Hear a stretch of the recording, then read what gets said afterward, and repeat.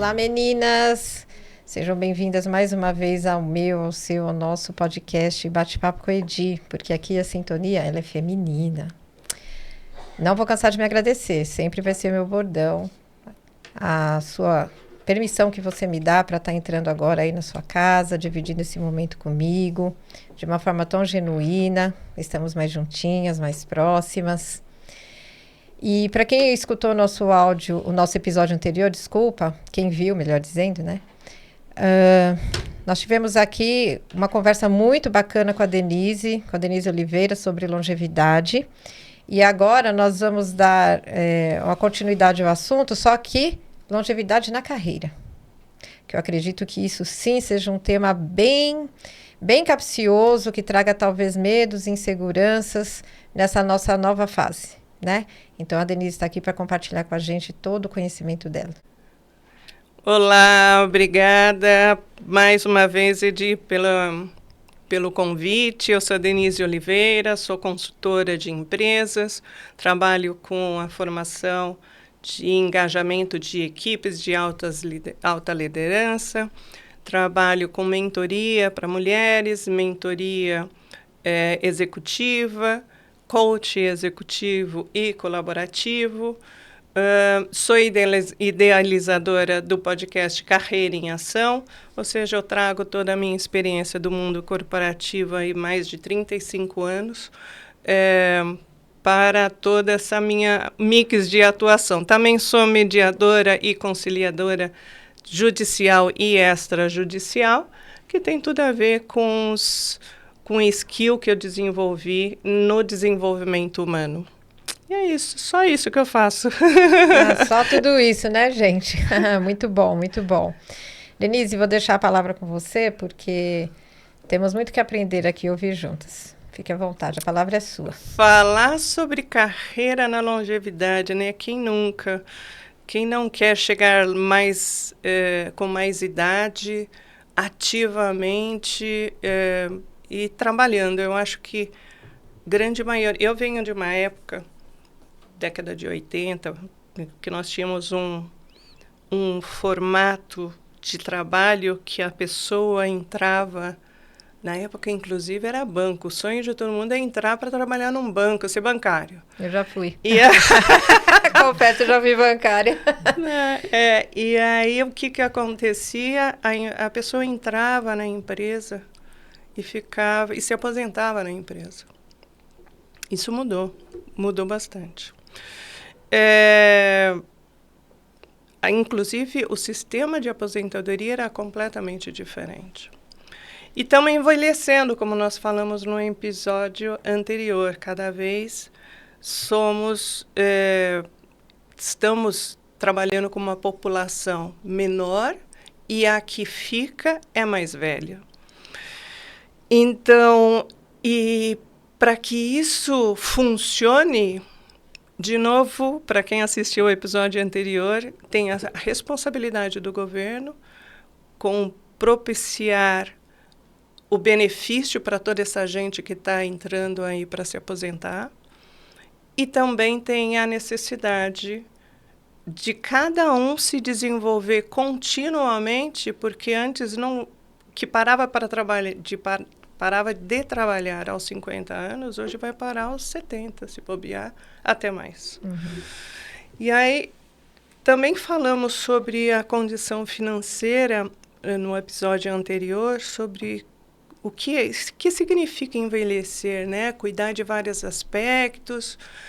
Nós falamos do físico, do intelectual, da saúde, mas tem o financeiro também. E o que se vê cada vez mais é que as pessoas não se preparam financeiramente para terminar a sua carreira e tem que trabalhar até morrer para conseguir suportar os gastos. E também não se prepara para ser expulso do mercado de trabalho. Porque o mercado de trabalho, e particularmente eu não gosto, é uma opinião minha só, ela colocou a terceira idade num combo de diversidade. Olha só que incrível. Então, você hoje trabalha com as empresas, estimulando a diversidade, a inserção da diversidade nas empresas, onde se inclui a mudança de gêneros, a inclusão da pessoa negra. Você tem vários aspectos que entram no combo. E o 50 a mais está na diversidade também. O que eu acho... E o que é a diversidade? É o que é diverso, é o que é diferente, né? Uhum. E, então, e as empresas, como nós falamos também, né? Estamos nascendo menos. Nós tínhamos, de 2000 a 2023, nós tínhamos em 2000 2,3 filhos por casal. Em 2023, nós temos 1,5 filhos por casal. E, à medida que vai passando o tempo, cada vez mais... Porque a mulher está mais no mercado de trabalho, está tendo, inclusive, filho mais tarde, porque está priorizando a carreira. Só que, ao mesmo tempo, né, estamos diminuindo, a população não está crescendo. Inclusive, eu peguei um dado, a expectativa... Hoje, nós somos 212 milhões no Brasil. A estimativa, em 2040, sermos 220 milhões. Crescemos um pouco.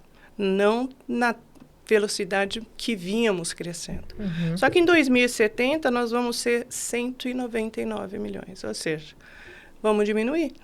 E quem vai estar lá em cima, na maior, que é o que eles falam, efeito barril, né? Não é mais uma pirâmide como era. Uhum. O censo demográfico está aí no Gov, o censo de 2023, você vê os números, qualquer um acessa a página. Então, você não tem mais a pirâmide conforme a idade vai aumentando, vai diminuindo. Hoje a gente tem o formato cogumelo, né? Onde 30, 40, 50 anos é o maior número. Então, isso mostra bastante que a pirâmide está invertendo a posição e essas pessoas precisam trabalhar, né? Porque a aposentadoria está achatada, o custo de vida está muito alto, se nota que não é só o ganhar o dinheiro para se alimentar, mas porque existe também o lazer, existe a saúde, existe outros cuidados que demanda o financeiro. Então, as pessoas também vivendo mais precisam estar ativamente. E as empresas, outro ponto que nós falamos, que não só a pessoa, o governo, mas as empresas, também vamos chamar de outra entidade, elas precisam se preparar para receber uns 50 a mais para trabalhar. Então, nós temos hoje, dentro da empresa, 4 gerações trabalhando na mesma mesa. Geração Z, Y, Z. E como que você interage tudo isso? Como é que a geração Z, com 20 anos, 18 anos, 20 anos, vai conversar com... que não dá nem para usar, né? O velhinho, porque o velhinho era a Dona Benta que nós falamos, né? Sim. Mas como é que ele vai se relacionar e como essa pessoa 50 a mais vai se relacionar com uma pessoa de 20 anos? Então, a primeira coisa é quebrar o eu sei de tudo, você não sabe nada. Né? Sim, que é a grande crença que nós trazemos da experiência. Eu vivi, eu sei... eu tenho mais experiência, é uma falácia, né? O que tem estar sempre aberto aí para estar ativo no mercado de trabalho é um dos princípios básicos. E por outro lado, também quebrar o estigma das empresas de achar que o 50 a mais não está aberto para aprender. Então, ele coloca todo mundo num baú e fala, eu vou ter conflitos aqui, porque uma pessoa, por exemplo, vai fazer uma entrevista de trabalho com um cara que é CEO, possivelmente ele tenha 30 anos. E o candidato é uns 60 anos, 50 anos. Então, já não bate na entrada, né?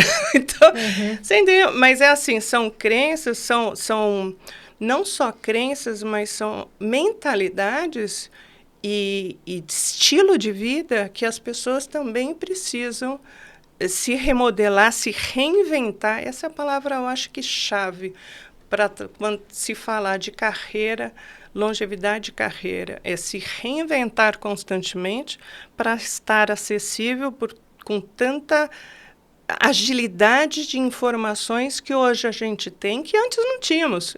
Antes era mais serial, era mais binário. Então, eu acho que o principal é a gente começar a mudar.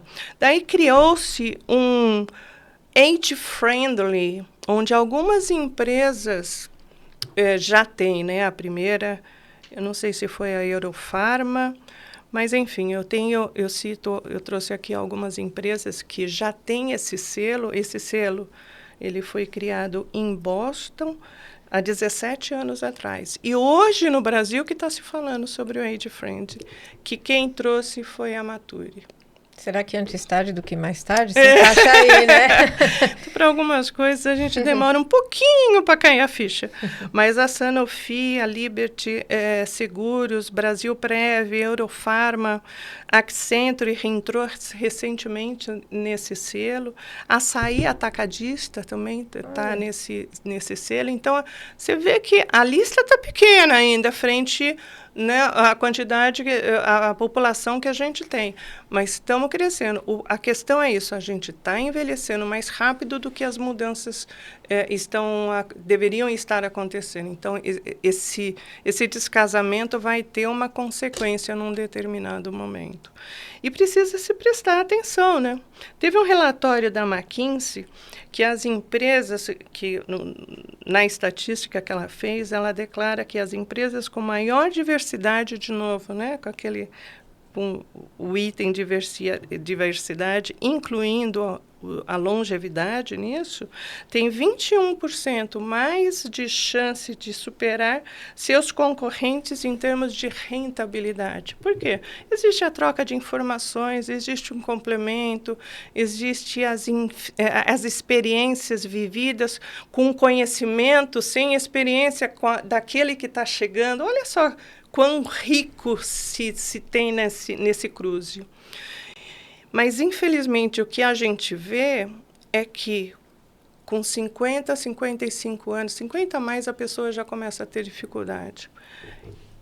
São pessoas com cargos bons em empresas, nível executivo, ele não consegue se recolocar na mesma posição que ele tinha dentro da empresa, e aí você vê o velhinho no Pão de Açúcar. Colocam o velhinho no Pão de Açúcar para entregar a sacolinha. Lembra do o Pão de Açúcar? Mesmo. Teve isso há tempos atrás, verdade, na época do Abílio Diniz. Colocou um monte de terceira idade, por quê? Porque eles tinham um approach com os clientes de receber muito amigável, né? Tudo bem, como é que você... E tinha sempre... Então, os clientes se tinham empatia com esses empregados terceira idade. Então, o que se vê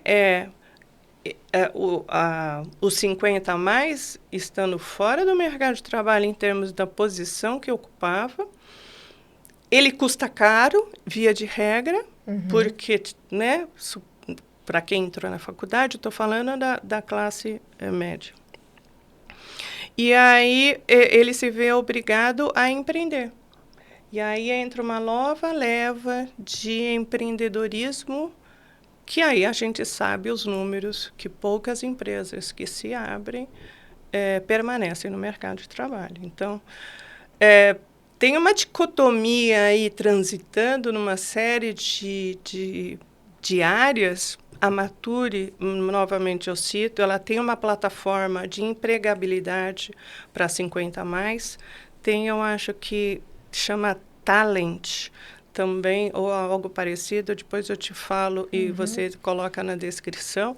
Também é só para 50 a mais, mas eu já entrei nessas plataformas, as vagas não são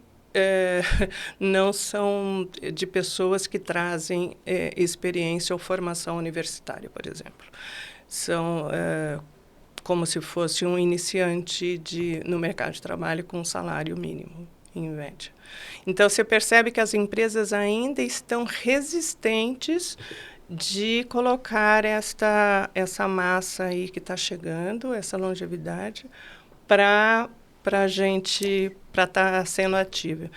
Então, eu acho que a ideia é passar que sim, é possível o se reinventar, não se apegar naquela carreira executiva, mas com toda a experiência que a pessoa 50 a mais tem. Qual é o seu talento? Aí entra no autoconhecimento. Uhum. Qual é a sua força? Onde você pode aplicar essa força? Tem um monte de empresa de terceiro setor que é sedenta por pessoas, independente de idade, que estão de braços abertos aí. Agora, é não se apegar naquilo que, ou em posição, ou em cargos, ou em status, que é outro fator bastante relevante. Então, existe um trabalho dos dois lados, mas eu gostaria de ver as empresas andando mais rápido para que não tenha um choque tão grande com a quantidade de pessoas que estão envelhecendo frente às vagas que estão sendo oferecidas.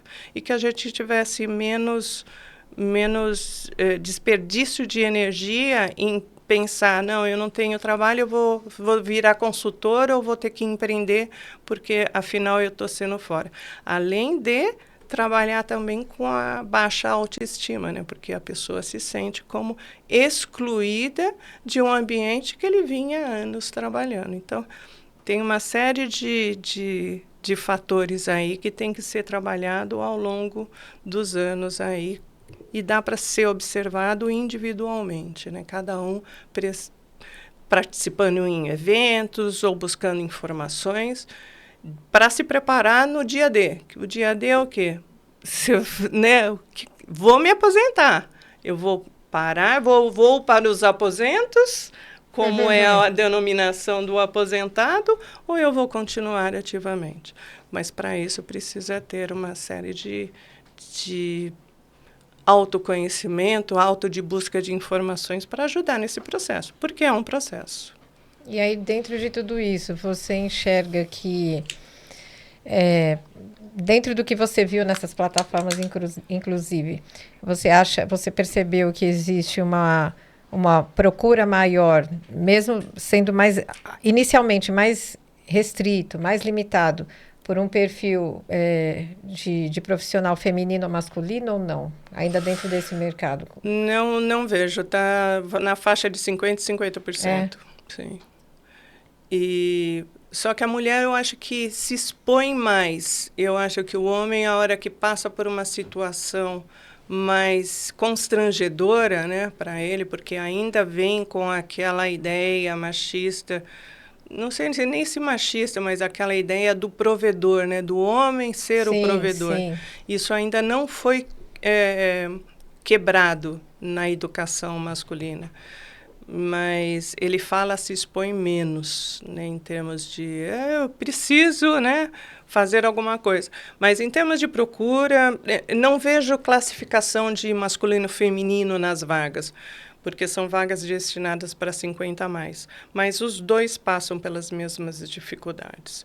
A mulher passa menos porque ela já, por si só, mesmo nova, ela já tem um espaço no mercado de trabalho menor do que o homem, né? Pois é. Então, ela já sofre isso bem antes do que já está mais acostumada com as dificuldades que ela tem para se posicionar. Enfim. E ainda assim, né, a mulher atuante no mercado, melhor dizendo, né, ela exercendo o mesmo cargo de liderança, enfim, ela ainda ganha menos, né? E ainda ganha menos. Então, ela tem que brigar por posição e tem que brigar por salário. Fazendo a mesma atividade, tem o salário menor. Infelizmente, a gente frequenta. Mas eu sou bastante otimista, Mas não é suficiente ser só otimista e não fazer nada. Então, buscar essas informações, estarem no coletivo, estar discutindo sobre esse tema, e participando de eventos que tratem sobre esse tema, vai começando a dar mais voz do que ficar reclamando ou achando que um dia isso vai mudar. Então, eu acho que o primeiro convite que eu faço para as pessoas que estão nesse processo é: saiam das suas casas e busquem esses eventos, porque você tem e pode ser um contribuinte para esse movimento. E juntos podemos ser escutados. Isso vai, em um determinado momento, eu só espero que não demore tanto, mas para isso temos que fazer alguma coisa hoje. É verdade, né? E aí, pensando nisso que você inicialmente colocou, né, sobre a questão de não ser mais o processo de pirâmide, sim de barril, então, como será que a política pública, ela também enxerga isso, né? Porque nós estamos já há um tempo, né, nessa questão da reforma previdenciária, de todo esse processo, que é algo que se discute muito. Então, como que o governo, como que a ordem pública olha para essa população também, né? Falando economicamente, e também acho que deveria partir deles o incentivo para que essa camada da população que está nessa demanda crescente, e assim, né? Lembrando que foi o que nós falamos anteriormente, nós hoje temos uma série de acessos, de recursos para envelhecermos cada vez melhores. Então, qual é o olhar deles, a responsabilidade tamanha que eles têm nesse sentido de proporcionar que essa camada continue ativo dentro do mercado? Porque senão vai ter uma hora que não vai suportar, né? Eu acho que vai acontecer, ou está acontecendo, o mesmo que aconteceu com a pandemia. Enquanto se falava muito sobre o processo, o Brasil ficou bem aquém dos movimentos da vacina, do isolamento. Teve briga política na época, mas a gente demorou bastante para tomar o governo, né, para tomar alguma posição, até que teve o lockdown. Isso eu acho que é um exemplo só a título de, às vezes as coisas batem na porta para aí ser uma reação, né? Aí alguém fazer alguma coisa. O que a gente precisa é criar um movimento de voz ativa, e a rede social pode ser usada para o bem ou para o mal, e vamos usar para o bem no sentido de vamos discutir, vamos fazer podcast, vamos discutir sobre os temas e chamar mais pessoas para pensarem o que elas podem fazer diferente, para que a gente não seja pega de surpresa.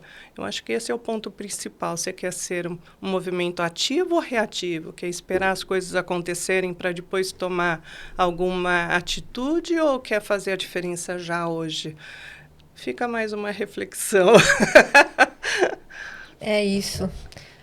Olha, gente, nossa, gostaria muito de continuar falando sobre isso. Meu Deus, é um tema muito enriquecedor. Caramba, gostei muito, gostei de verdade, bastante mesmo. Mas é isso, né? Acabou. Vou chorar. Acabou, gente, mas vamos sim. Cara, quero muito falar isso com você de novo.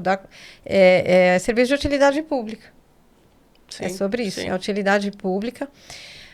Meninas, agradeço mais uma vez a presença de vocês aqui com a gente. Denise, muito, muito, muito obrigada. Estou extremamente grata pela sua presença aqui. Eu também, pelo convite. Por você estar dividindo com a gente, pelo seu compartilhar. Muito grata mesmo. E é isso. Cuidem-se, fiquem bem e até uma próxima. Beijo. Fui. É isso aí.